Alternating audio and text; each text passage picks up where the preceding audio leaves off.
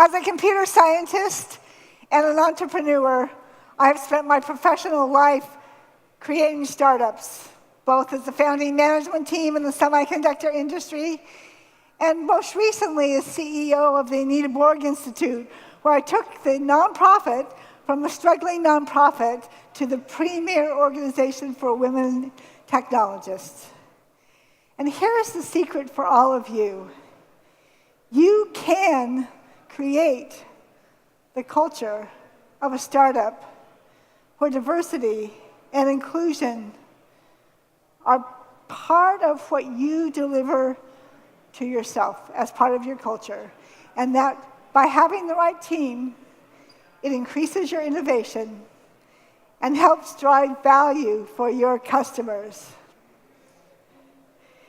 If you take a step back, as a CEO, your primary responsibility is to create a culture. Yes, you want to create a product. Yes, you want to be innovative. But ultimately, you're creating a place that drives innovation. And one of the important factors is the culture of the people. A thriving culture is inclusive. You can see a picture up here, and it creates more innovation. It matters.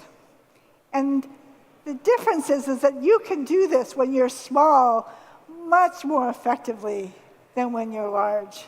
And there are three simple steps that you can take to do this. You know, if you think about your customers, these are the people who you are delivering value for. And most times, the customers are mixed, men, women, international, whatever. If you have an engineering team that looks like what you see on the screen, you can bet that they are not going to deliver the same kind of product as one that is more diverse. And the world is full of examples of mostly of how we did it wrong. Phones that are really meant to work for men's pockets and don't quite work for women. A medical device whose primary customer is nurses, which are often women, and the voice recognition software hadn't been tested on women. What if you had a team that looked like this? I can guarantee you that if you take the time to create a different kind of team, it will serve your customers better. And there are three simple ways. It really is pretty easy. All you have to do is pay attention to it. As a management team, your most important goal is to attract the right talent. Ask any CEO of a startup, and that's where they're focused on. If they have a vision, they know where they want to go, then what you need is the people to help you get there too. What if you instead you put diversity at the heart of what you're trying to do? Your job descriptions are the way that you talk to all potential candidates, and if you take the time to think about how you're communicating, that will make a difference. Measurement is at the heart of any kind of change, and so holding yourself accountable and measuring what you do. These are the three important aspects. So let's start with attracting a diverse set of talent. When I was VP of engineering at a startup called Malleable Technology, I was employee number 4, and we hired a few people. Those first few people came in through my network and the other co-founders' network. And then we ramped to 50 people, and almost all of those hires came through people who knew people. You weren't doing anything differently than mining your network. And I can guarantee you that if your startup starts with 5 Caucasian guys, and they then mine their network and so forth, if you don't give it some thoughtful attention, that at the end of it, most of the employees of this company will look like those founders.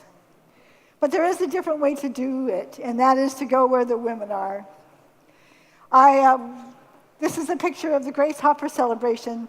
It's one of the conferences that the Anita Borg Institute puts on.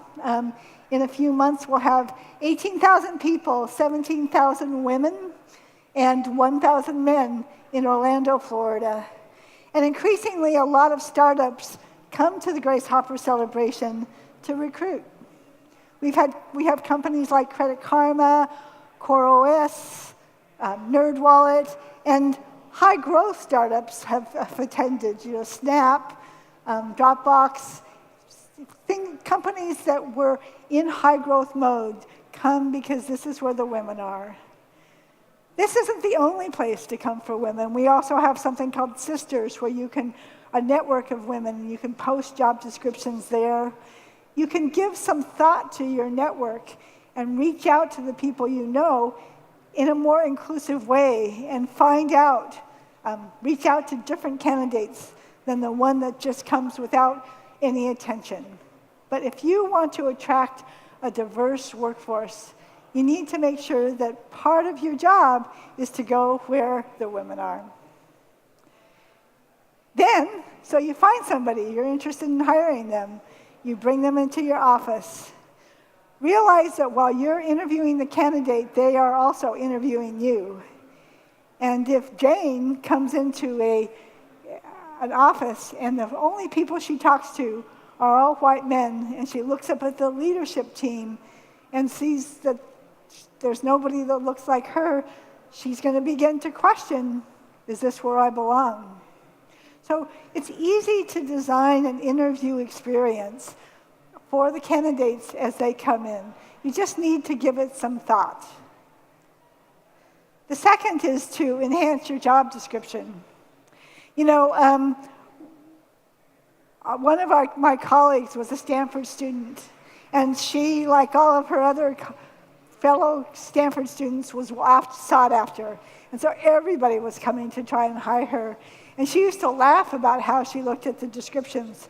Her favorite one was that she'd look at job descriptions and they say, we work hard and we play hard. And she said, well, what I know that meant was that I wouldn't have a life. And she did her own parsing of those job descriptions that you so carefully put together. But here's the good news.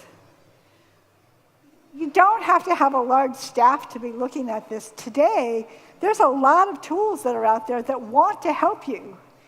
I've got 3 on this slide, but there are others. The best known is Text.io, where you can take your job descriptions and look for biases within them and make changes. It's really important how you're asking for people.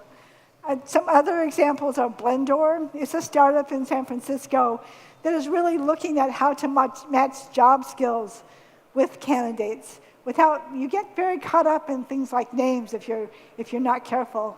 And then there's Unitive, which has a set of HR tools, all online, so easy to access.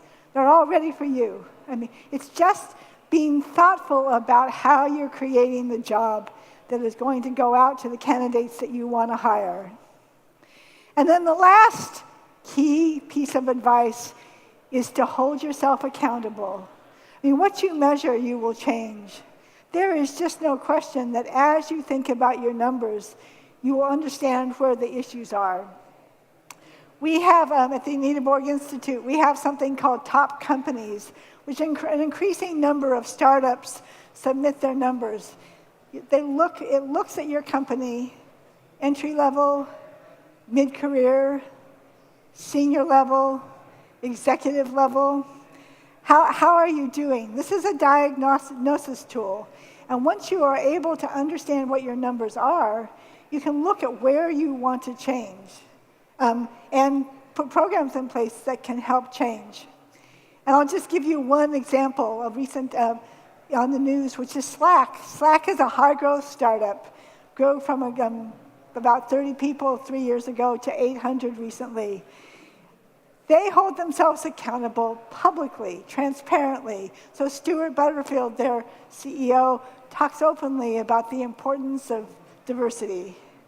When they published their diversity numbers, there was a statement from the organization that said, this is important to us. This is something that we want to change. And Their numbers are pretty good for the technical workforce. They're actually at almost 30%, which compared to many of their peer companies is quite good. About 11.5% of underrepresented minorities, which is decent as compared to some. But here's the thing, is that they're also open about where they need work. They know that they've made changes in their total numbers and they want to get better, but they also know that they have some lack in terms of leadership.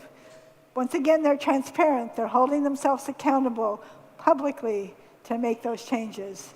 So this is one of the ways that I believe can completely make change, is to hold yourself accountable.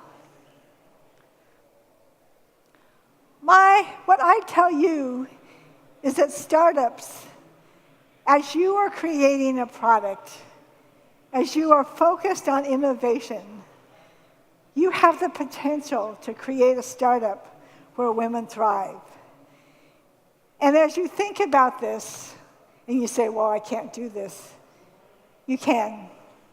And it is much easier as you create consciously this culture to do it when you're at 10 people and then to preserve it, than to try and change when you're at 75,000. Many of the companies that we work with are very large, and with large numbers, to create change takes time. There are 3 areas that I will tell you that can help you. One is to attract talent. Talent is always what it's about. Finding the right people to help you take your vision forward. This is what it's all about. But as you attract that talent, ensure that you're reaching out not just to the easy people in your network, to reach out to a more diverse candidate base. Just be conscious. The second is to be aware of how your job descriptions are being published. Be thoughtful. Ask for feedback. As you talk to people, understand how what you're doing is impacting those you're talking to. And last is to hold yourself accountable. That is by being transparent and publicly talking about what your numbers are and what your goals are. But to also measure. Even when you're a small startup, you can measure. Here's what I know, that the product that you deliver for your customers will be better. It will increase innovation, it'll increase return, and it will work better for the customers that you know that you need to serve. Thank you.